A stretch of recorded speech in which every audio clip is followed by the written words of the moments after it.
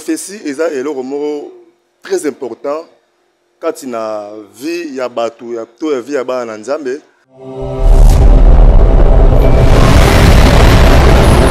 Peuple bosso ezoko tambola, Nzambe ataki musakoli wana pona ko encadrer batu, peuple wana to ko cadrer pe roi.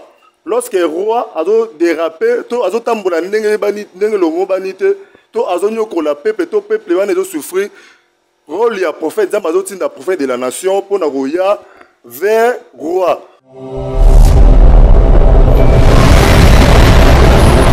Et le qui la batubele ba okamwa namboka na biso RDC toza na prophète de la nation te.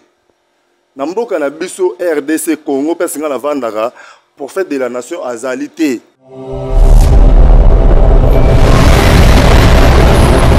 Prophète de la nation na Congo azate parce que tout le monde ndemboka etambola. Bakonzi ndenge ba détourner ba monter minene ba mbongo soki prophète de la nation azalaki ya solo nzamba lobelaka za munoko ya nzambe akoya vers bakonzi wana akoya même vers président de la république ayebise que président de la république mbongo ndenge otambola otambusa mboka yango te tala bato no tala boye na lingi osala bozong sa boye akobangelo ko moko te to monaka ba Nathan bazoya vers David alo bangelo ko moko te.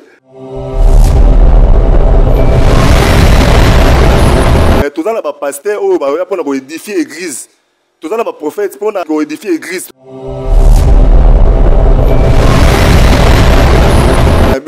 le monde dans l'époque, tout le monde a un prophète sur Nzamba Tindaka. Ils ont un prophète Papa Simon Kimbangu. Tout le monde comment Papa Simon Kimbangu a tiré la romigang, a tiré la prophète de la nation. On a été mis ça les aïeux au monde.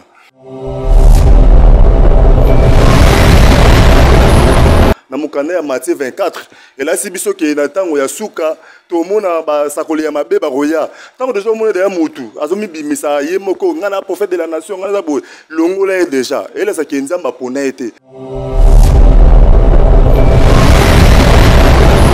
o mutu nzamba pona aloba mi bimisa raté to mona ba dina bala adina bala tikala ko ganga ganga te ngai na la boye na za père ya évangile atikala ko ganga te. Tout le monde a un patriarche qui fait ça, mais qui est là, tout le monde est à Garaki. Quand il a un prophète, mais Nzamba est même dans la prophétie.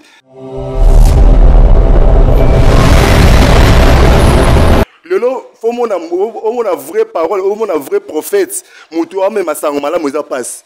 Bah oh bah les na réseaux sociaux, tout le monde a un pasteur avant de moussala na prophétiser na réseaux sociaux.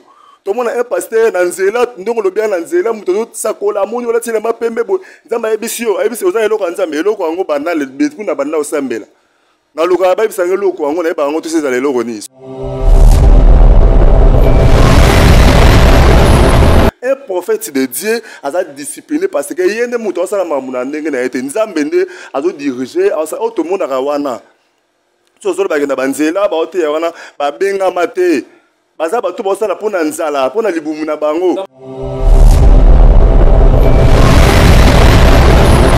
naza jeune ande batu babonanga naza pena baninga mususu ya ba prophète mususu baza ba jeune mais na kabo na bango parce que ko vanda na ba prophète on va na bango sika moko omona lolenge na bango la sataki ba bengana.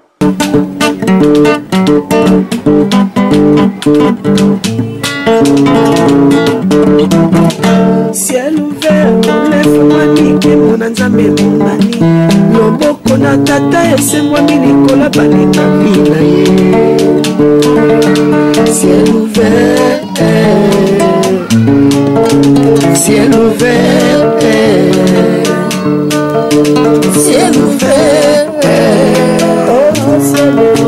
ciel ouvert, ciel ouvert. Ndeko landaka yango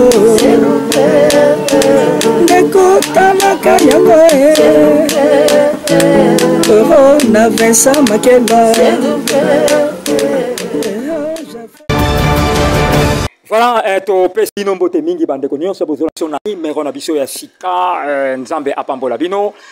Je crois bo moni mikolo belé bomoni pasteur Flamme d'Angola te azalaki ba prière nazaki na retraite parce que tout ça bazambe er moko pe to bungaka pona okende koluka elongi yambe na micro ya bino pasteur Flamme d'Angola boye chaîne na bino obolingaka ciel ouvert TV kashi oyo elobelaka tango nyonso makambo ya bonzambe bo s'abonner bo liker pe bo ka émission oyo tambe akoyeba na ko pambolo na caméra na biso Kalebe tomoni pe biso exaucé makela tali wana bango grâce na bango nde bozolanda ba image impeccable ya lelo na yambi un homme dédié oyo boyebi mingi un homme dédié oyo nzamba za ko utiliser yepe puissamment lelo na yambi ye poto parler thème mo eza très profond.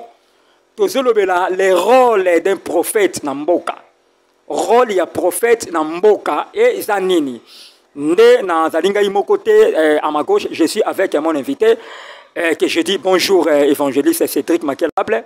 Bonjour pasteur Flamme d'Angola, journaliste international na PCB ba na Nzambe nyoso balandi émission o Nzamba pambola ba. Voilà ce que dit l'homme dédié ba o nyoso bozolanda biso na moment oyo Nzambe apambola bino abondamment. Bo zapete botika toujours dans ciel ouvert TV les autres tozolobela rôle ya un prophète na mboka na ekolo tokoyeba yango lelo avec l'homme dédié nde tokomeka ko partager na ye sujet oyo l'homme dédié avant tolobela rôle ya mosakoli na mboka définir biso la prophétie d'abord c'est quoi? Merci beaucoup pasteur Flamme d'Angola. Prophétie est un mot très important quand il a vie ya batu ya to vie ya ba na Nzambe. Prophétie est ali eloko Nzambe apesi mutu apesi musai na emoko poni musai na emoko po amemele yango côté ya batu. Peut-être ndenge za bongo Nzambe ya koloba pona batu nyonso tote. Nzambe pona ka mutu moko nde amemeli ye bisakoli wana ndenge to mona époque ya prophète Moïse bana Israël bazaki belé bazaki na boumbu. Mais Nzambe amonaki bango nyonso te ya ponaki moko comme Moïse aya bango les sidi les seigneurs ils ont rôle ya prophète yango wana azali misu ya Nzambe azali bunoko ya Nzambe o Nzambe apesa bango message pona komemela yango peuple na ye rôle ya prophète yango wana. Voilà to décoller déjà na émission na biso ya mokolo na lelo bobo sana te tozolobela rôle d'un prophète na mboka tozolobela rôle ya prophète na kati ya mboka l'homme dédié pesa biso nano rôle ya prophète na mboka eza nini pona to dinda na ba question vraiment ya mojindo lisusu. Vraiment merci beaucoup pasteur Flamme d'Angola avant na banda liboso na pesi na mbote na la patriarche Vesa Makela wana zaki père spirituel na ngai na pesi vraiment mbote merci mingi pona encadrement lelo biso to komi côté ma liboso ya bato ebele koloba esili le Seigneur Nzambe apambola ye pesa zali je salue en passant pe na mwasi na ye mama Bénédicte Makela Nzambe papa molaye na bosani te bandeko nyonso surtout oyo to zakana bango na ciel vert TV neti na mona sima caméra na moni Kaleb na exaucé bango nde ba menda biso image parce que toza na bato ebele bato travailler na ciel vert TV Nzambe apambola bango. Merci beaucoup pasteur Flamme pour la question de retourner rôle ya prophète de la nation. Ils ont un rôle moko très important dans Mboka. Tout le monde est dans la Bible parce que nous les chrétiens, notre référence c'est la Bible. Okay. Peuple les bosso ils ont tambola. Nzambe ataki musakoli wana pona ko encadrer batu peuple wana to ko encadrer pe roi. Lorsque roi azo déraper to azo tambola ndenge bani ndenge longo bani te to azo nyokola peuple to peuple wana zo souffrir. Rôle ya prophète Nzambe azo tinda prophète de la nation pona roya vers roi pour encadrer roi ozong sa roi na nzelo ki non roi ndenge zo kendele peuple ya Nzambe zo kenda ngo mabe Nzambe lingi faut ça la boy faut ça boy rôle ya prophète na mboka ngona pona soki mboka etambola malamu te ba kondi ba tambola malamu te rôle ya prophète de la nation ezali ko kende côté ya ba kondi ko encadrer ko recadrer bango ko yebisa bango bazonga na nzela ya bosolo rôle ya prophète de la nation yango wana. Voilà, rôle ya prophète de la nation Angoana, l'homme dédié, dans le question d'Angeza Boye. Dans le est-ce que Namboka Nabiso RDC précisément, tout ça, c'est un prophète ya nation. Merci beaucoup, pasteur Flamme d'Angola. On a bien un journaliste international. Il y a une question très question dans la CP Noromakas. et le kila batubele ba okamwa na mboka na biso RDC toza na prophète de la nation te. Na mboka na biso RDC Congo pesinga na vandaka prophète de la nation azali te. Rôle ya prophète de la nation de l'expliquer ezali nzamba tina ka émission koya vers nation to koya vers bakonzi koyebisa bango par rapport ya mboka ndenge zotambola. Ainsi dit le Seigneur ndenge nzamba lobi mais na mboka na biso makambo zotambola mambeli ovani na Congo yebi ndenge peuple ndezo souffrir oyebi bakonzi na biso commande baza ko détourner bambongo ebele ba pasteur baza wana est-ce que ne ba tumusu to ka bango rôle ba ko to sa bango to mona na TV ke Rai nazali prophète de la nation. Prophète de la nation, ils ont des réseaux sociaux côté, prophète de la nation, ils ont été cananzela mutawata mbulane, ils ont kanzambe. Ça va le bipese le robot, ils ont rôle de prophète de la nation. Les loba prophète de la nation, bazate, ba prophète bazaki une époque, il y a Samuel, il y a Jérémie, il y a Moïse, bazate. Les loba comme ba prophète de l'église pour na éduquer, pour na édifier l'église. Prophète de la nation na Congo azate passé tout le monde ndembo ko etambola bakonzi ndenge ba détourner ba monter minene ba mbongo soki prophète de la nation azalaki ya solo nzamba lobelaka za munoko ya nzambe akoya vers bakonzi wana akoya même vers président de la république ayebise ke président de la république mbongo ndenge otambola otambusa mboka yango te tala ba tourno tala boye na lingo sala bozong sa boye akobangelo ko moko te to monaka ba Nathan bazoya vers David ando bangelo ko moko te. Tout le monde a fait Samuel, Banoya et pas Saoul.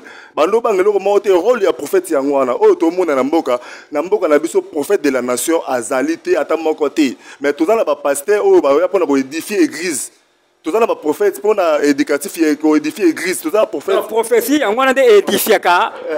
Libota na nzambe. OK. C'est ça, prophète de la nation azate.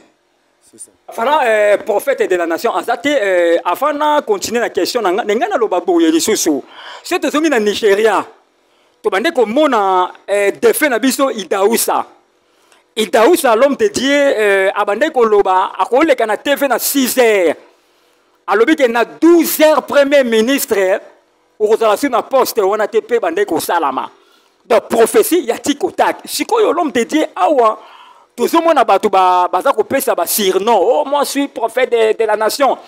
Moi je suis prophète des nations.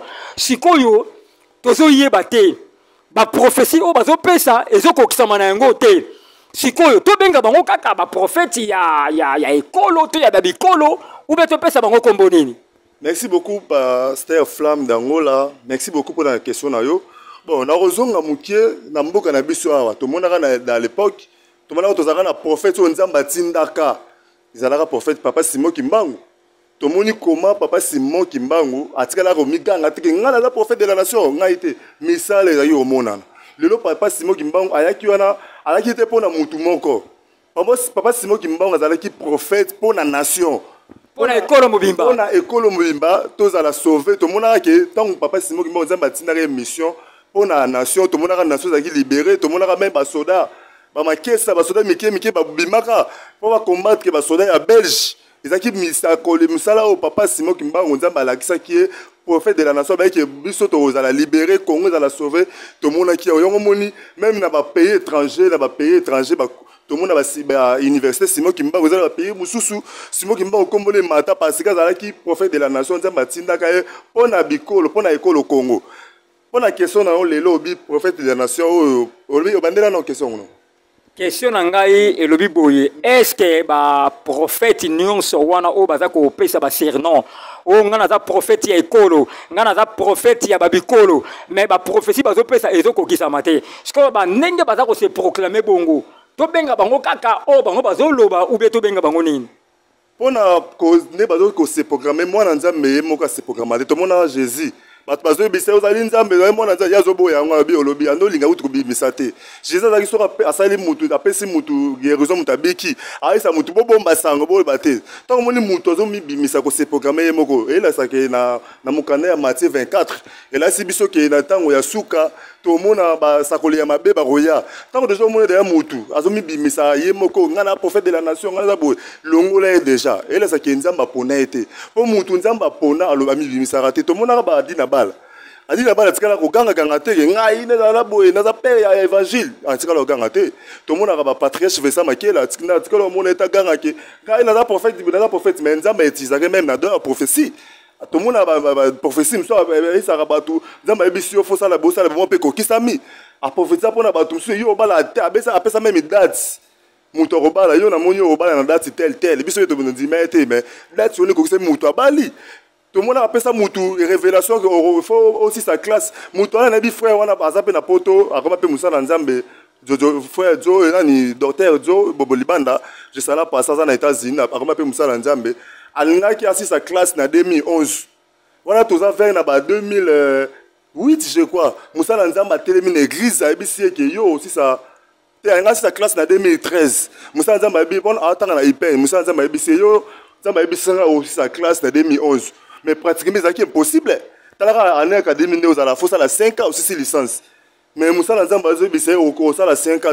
Dans 3 ans aussi sa licence, na IPN, l'université IPN. Biso surtout dit mais qui ni on a tout bon, on dit mais qui on te met au monde c'est impossible. Si que ça marine de là au moins ça mis en boka, ni prophète docteur Joe a aussi sa classe en 2011 mais jamais tout cas au monde Moussa Nzamba l'équipe même na TV n'importe quand on les quand même na canal qui na na top na Tropicana pour ko évangéliser pour ça na témoignage atika la ko ganga te ko lo bateke ngai na prophète de la nation tant Nzamba la kisinga boy tant Nzamba lobi na boy muto Nzamba poni amiku misarate Nzamba ndem ta bataka liboso biso na sima. C'est ça, pasteur Flamme d'Angola. On a un peu. Voilà, nasengi na ba prophète nyonso, tozolo baka vérité, prophète chancelier, lema prophète Conde de Paris, pasteur Shekina na Allemagne, apôtre Idi Amin, le patriarche Vincent Makela, prophète David Nakimbangu. Donc tozolo baka to critiquer te mais tozolo baka vérité, prophète Moïse Mungimba. L'homme dédié, Cédric Makela, l'homme valable, Nzamba Pambola yo. Nalobi question nanga monsieur Ezaboye.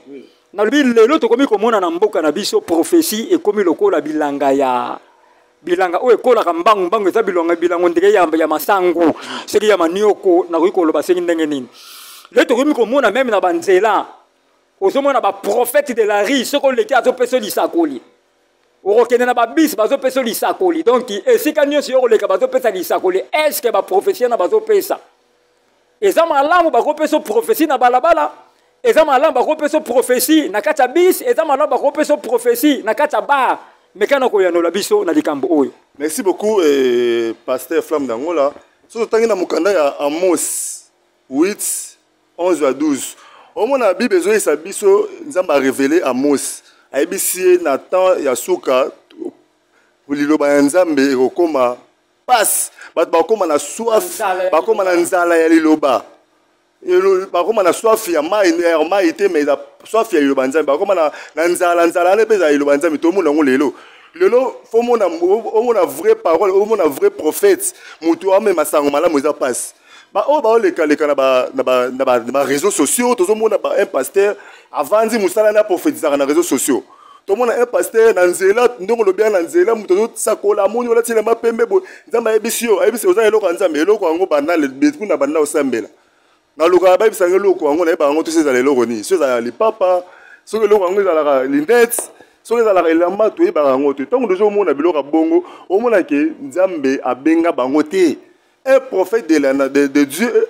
To musala Nzambe lebiso to za boye to za basala Nzambe to za déjà bato to sakola sango malamu. Sakola malamu pas basakola rango, baté rango, basakola na balabala te. To bi que prophète les lois azali pona ko édifier corps de Christ. Pona ko édifier corps de Christ. Un prophète so moni azole kana Nzela. Azota atondisi bato osenga bato bambongo fo semelo ko boye ne to monaka. Libo fo pesa ngambo na ko te lo retraite. Prophète a vraiment côté la retraite. Et moi pesa ngambo na ko te lo retraite.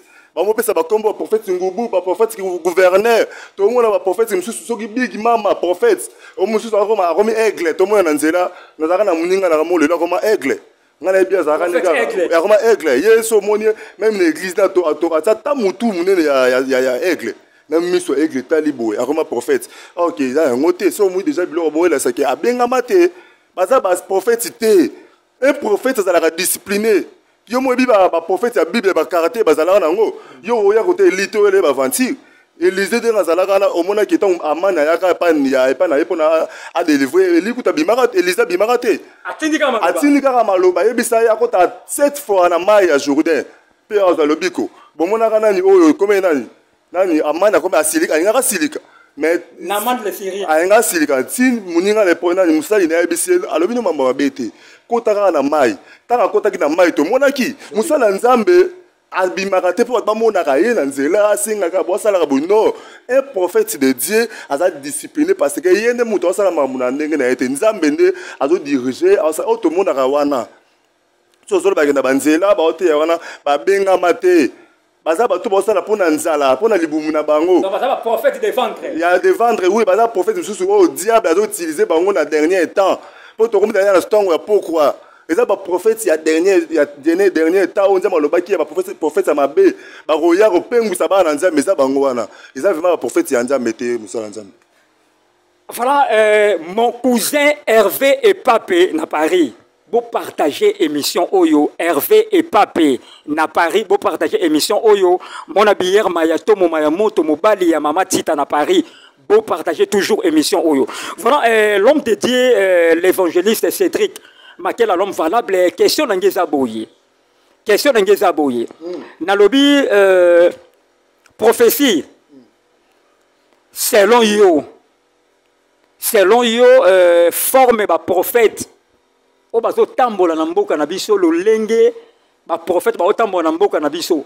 Bazo tambola na prophétie na ndenge ya malamu ou be bazo pesa ba prophétie na ndenge ya mabe. Merci beaucoup. Forme nango so za mwana nzambe oza vraiment vrai chrétien oza na CA sainte doctrine au mona ke bisakoli ba prophète bazwa nango lelo za ndenga mabe naza jeune ande ba babona ngana naza pela baninga mususu ya ba prophète mususu baza ba jeune mais na kabwana bango parce que ko vanda na ba prophète on va na bango sika moko au mona lolenge na bango la sataki ba bengana au mona ba prophète a aussi ko sakola. Mais avant de bouillir, on peut masolo, faut que mena masanga. Masolo basi. Jamais au monde pas prophète avant de bouillir, on peut l'isolo la Bible et partage. Que on entend, on va nous avant de concentrer pour attirer sur la Bible dans ma téléphone. Jamais au monde un prophète avant de bouillir tant ta Bible, il y a combat Bible à tant raté. A kenda roté ça, même que tu Bible était. Même que Bible était. Un projet, il y a que tant rappel combat tant à verset, il y a musali sur terre ici avant de prophétiser. Attends à ta vexer moroté avant de prophétiser. Le lenge na yezo la saki le lenge na bango yezo la saki baza ba benga mité le loto moni ne komo ba ko yebisa ngai prophète mo ba akei akei otaba sango ba pesa e ba kiss pona sakola bato ekotaba sango simbiti asangi susu mama mo za na braza le ba prophète je le ba jeune le ba okina ba braza ba kezwa ba bisako na braza ba kezwa ba mu esprit na po ba prophétiser pona bato au moins bato bongo ta yo mona déjà muto prophétiser pona bongo olongo lié déjà na binde komo to kufa za jeune. Pour nani alingaka apparaître à prophétiser à l'église munene a toucher le là comme ba msuba obela ba maboma o la sa ba prophète on ba prophétie surtout bo mona nzela o ba c'est la biso même na ba réseaux sociaux au mona comment fait-il que un prophète Moussa Nzembe obimba comment ningaka prophète ya réseaux sociaux jamais au tu comme une église on a le coup taper na ba prophétie au mona a parler la langue. Est-ce que langue on va parler si Nzembe ba parler la langue ba prophétiser dans la langue. Donc moi d'ailleurs on prophétiser la langue. Si on est en église, on doit prophétiser on a Nzembe ba opesa molimo mutu côté mutu si interprétation interpréter langue na wana. Mais le moi prophète mo bima en église banda ko parler la langue. O telemi na réseaux sociaux na chaîne. O bopesa ngambongo nakota mabondeli. Nzembe ebisinga botinda ngambongo nakota mabongo nakota retraite na zamba na sala 1 mois. Faut bolir ça y na retraite wana. Bosombele ça qui a l'osso na ça qui a secret na ça quand on les a tant qu'on a déjà bongo pasteur flamme longo là ba baza ba benga mité bazata na fruit à Saint-Esprit quand na bangoti vraiment merci beaucoup. Voilà question de monsieur Zabou na lobby selon les 5 ministères. Tozali na apôtre, pasteur, évangéliste, docteur, prophète. Parmi les 5 ministères, ministère nini ils ont fini sa combo ya Nzambe. Eyebani nango bato so bayebi yango ava ata nga lobité eyebani ministère ils ont fini sa basali ya Nzambe na combo ya Nzambe ezali ministère prophétique. Ba prophète lelo ba prophète lelo mutobi ke bato so za ka na église oza na don ya prophétie. nzambe akolobela to viola lali nzambe olasoto ba vision bato wana bazala suti bakoma prophète bakoma fongola ba église bakoma olali kala buto lotindo to kala bake poto ekokisa mi kala bake poto okefongisa église okomi prophète bamisusu lelo nga na yebi ndeko moto nozala na ye na kalamu na komi na kalamu nga na yebi prophète wana aza frère na église na bango aza mobundi atelemeli papa na bango aza na frère pas même ata ancien frère simple atelemeli papa na molimo lelo tomoni afongola église na makala akoma prophète akoma mpe na bato bongo badega osala na église wana osakana te paster flam mpe na bamikolo bafandi bazokonsome kaka badega oyo osala namona prophète aosambela azwi motoki na ye apangoselango motu na monoko motoki na ye moko afungoli mutu munoko mutu ateli mutu na munoko ma ya mutoki aza malédiqué est-ce que nzambe nini yango wana koloba na musali ya nzambe wana prophète ke mutoki ma ya mutoki na wana pesa o mutu amela ta pour la santé na pamba na obite komela mutoki ya mutu na te na nini na santé pour na hygiène ba kokanga yo eza mabe mais le tout monde ba prophète de la nation ba prophète so ba benga ba obinga ofixa kombo ya nzambe ba osala yango ba prophète ebele ba fingisi kombo ya nzambe bakomaka baprophète bamotala bato bakomisa yango moni bato nyonso tu baévangéliste bazala su te motu so babengi évangéliste omonaki babengi yo niveau mokie so babengi yo paster babengi yo docteur omonaki eza niveau moya okita fo bapesa valeur fo bekoma prophète bato mingi omona nayebi ndeko moko boye nabengi kaka frère nde nyebi ndo kobenganga frère te ngaza prophète or ata oza prophète oza frère te soki oki prophète sino elongoli okozala mwa mobali frère ezali ndeko mobali soki ya lingi nabengi ndeko mobali te nabengi prophète omona baprophète mingi bakomi baorgueilleux ministère ya prophète eza ministère moko ya baorgueille biso tomonaka oke mingi bazala na babengama te mingi baotravaille na bamouchoir baprophète ebele batambola na mouchoir mosusu baotia bamakasa na esala elemu bazofingisa kombo ya nzambe eza ministère moko oyo ezofingisa kombo ya jésus christ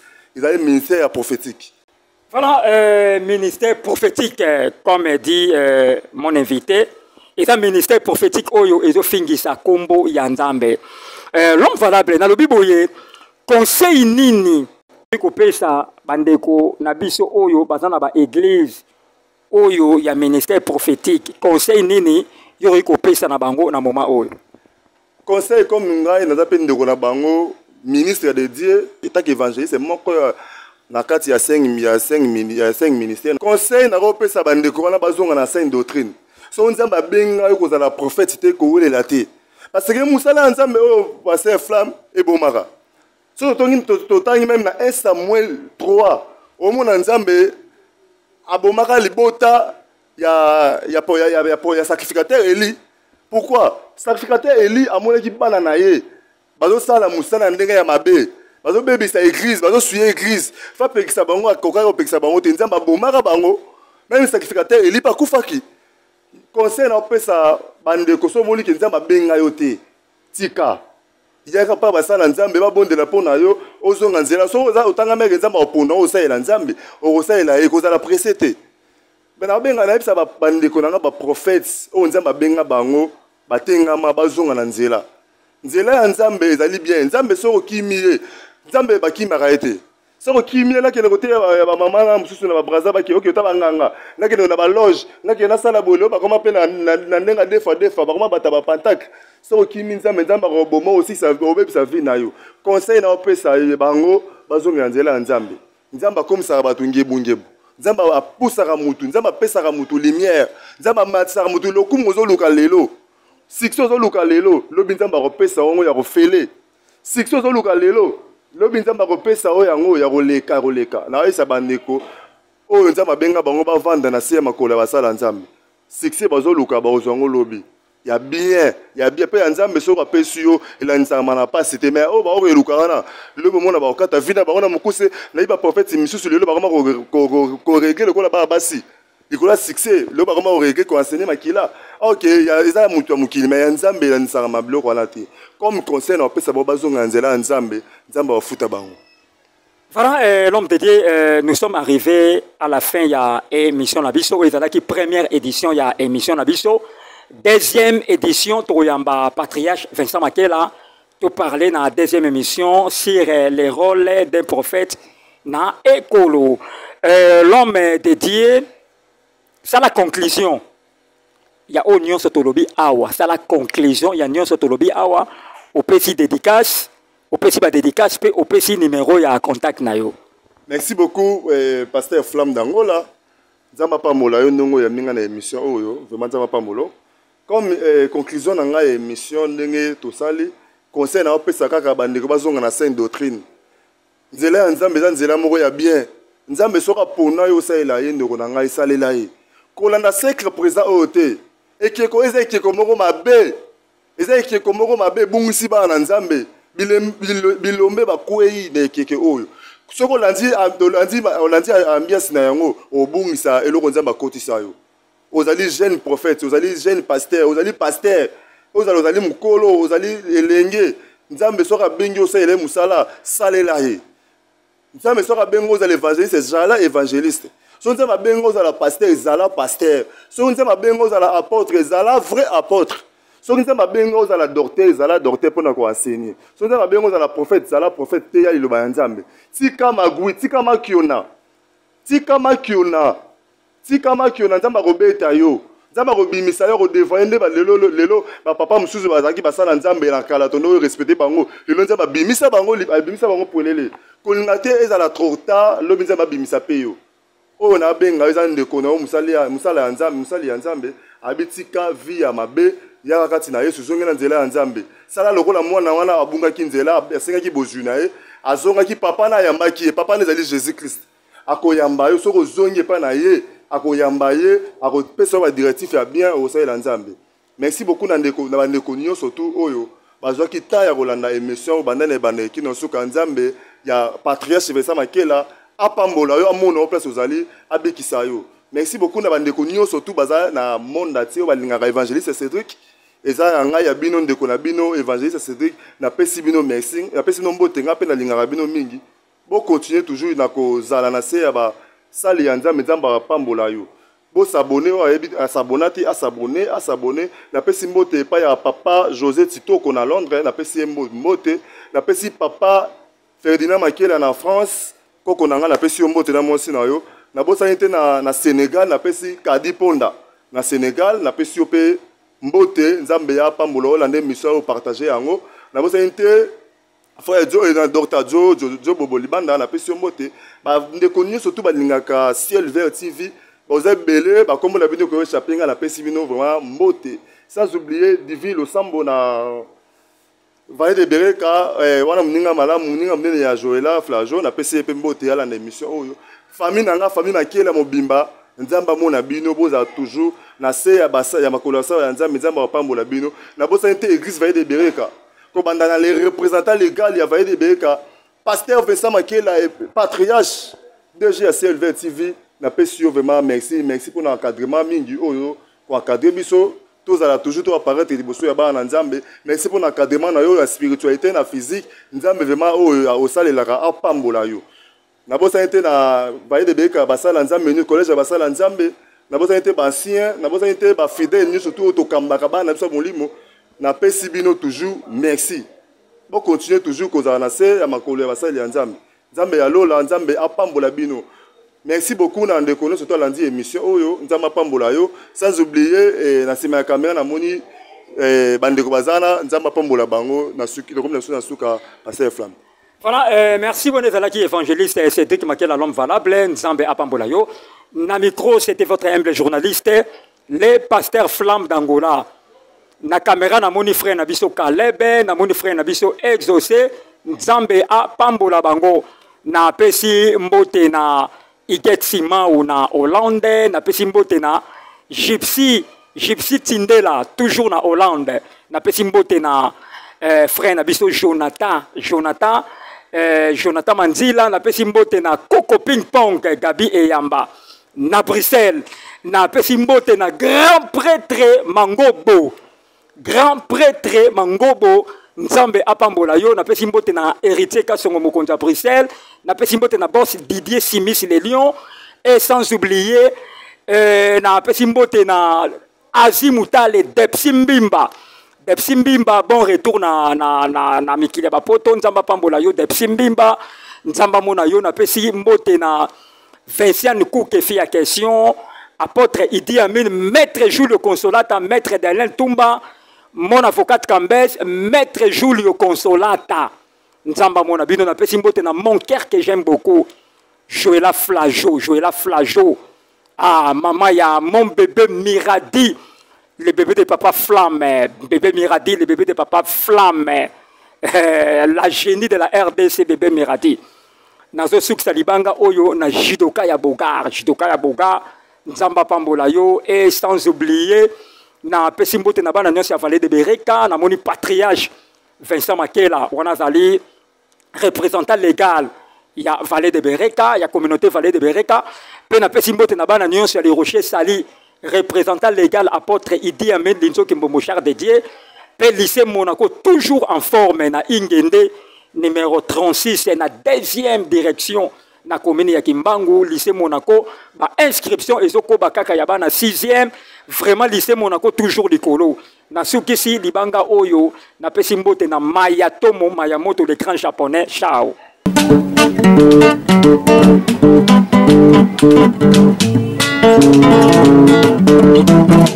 Ciel ouvert, lève-moi nique mon anzambe monani. Loboko na tata ese moi milikola balinga bina ye. Ciel ouvert, ciel ouvert, ciel ouvert, ciel ouvert, ciel ouvert, ciel ouvert.